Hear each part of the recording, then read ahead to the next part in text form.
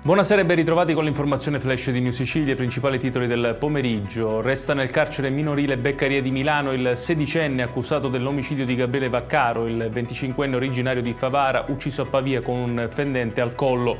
Per domani è stata fissata l'autopsia che dovrà chiarire le cause precise della morte e verificare anche se un intervento tempestivo dei soccorsi avrebbe potuto salvare il giovane.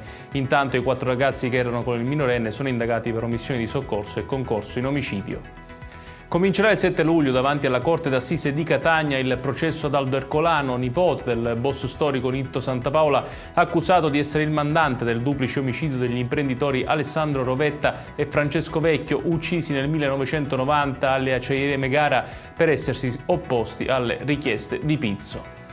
Nuovi finanziamenti per le aziende siciliane. L'assessorato regionale alle attività produttive ha stanziato decine di milioni che saranno accessibili grazie a 4 diversi bandi. Le misure puntano a sostenere nascita di nuove micro e piccole imprese, sviluppo di start-up innovative e investimenti delle aziende già esistenti con contributi a fondo perduto fino all'80% e una parte delle risorse riservate anche a ZES e aree di crisi industriale complessa.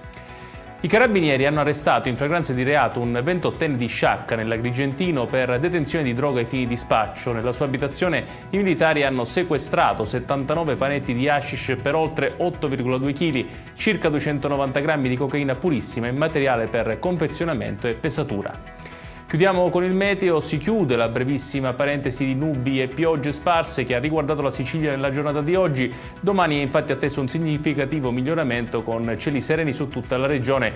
Le temperature subiranno un lieve incremento.